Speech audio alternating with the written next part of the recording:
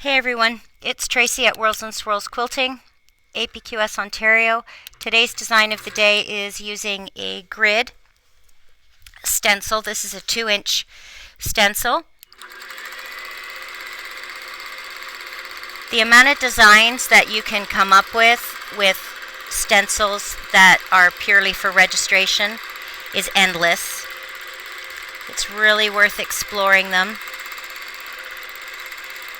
I don't use stencils in a pictorial way at all, but I do like a stencil that gives me either registration lines or a backdrop for circles, all kinds of stuff. You can create some really, really cool things. So today I'm doing a razor wire. It's just sort of a choppy motion back and forth. Oops. Up, across, up.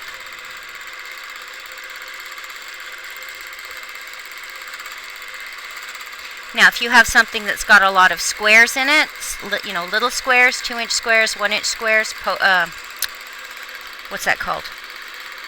Postage stamp. That's it. You can always use the piecing. But if you want some really cool design for a background that just creates lots of texture, you can slap a stencil down, fill up your space with your shapes, and then when your chalk comes off, you've got all this gorgeous texture.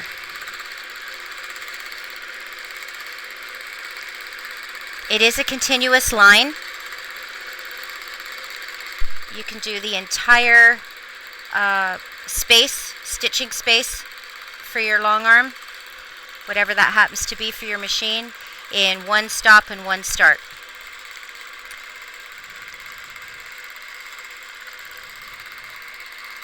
Very cool. It's very quick, as you can see.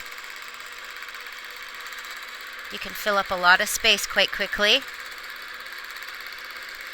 The stencils come in all sizes. I have them here from 2-inch down to half.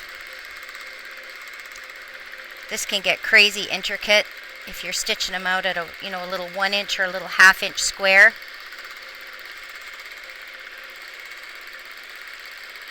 But looks just as good as a big 2-inch one too.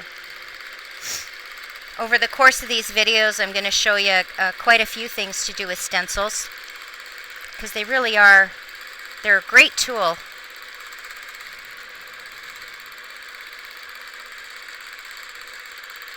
And then when I do stop the camera and I show you, you're going to see all kinds of secondary designs in there. We're actually going to get something that sort of looks like a circle. So it's cool. So I'm coming down the line, per se. Oops.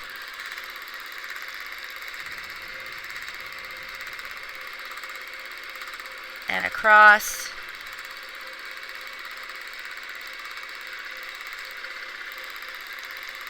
I'm kind of rushing through this, so it's getting a little bit messy.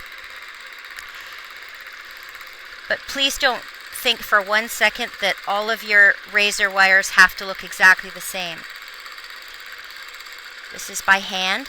It's freehand, Freemotion. That means there's variables. If you want perfection, get yourself a quilt path. I've said that before. Computers stitch things out perfectly.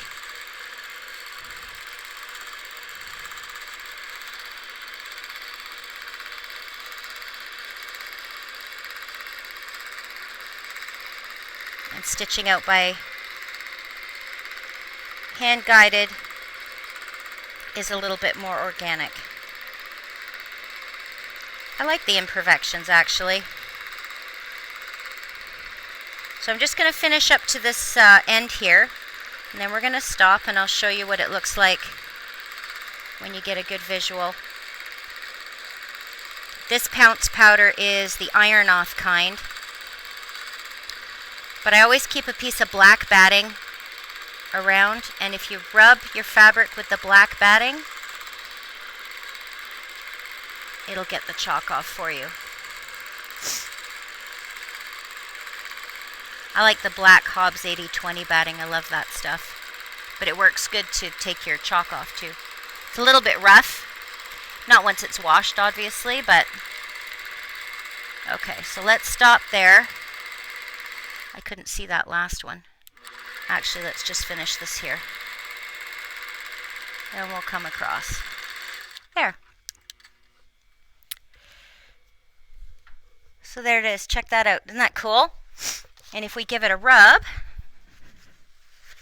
let's see, give it a rub with our black batting.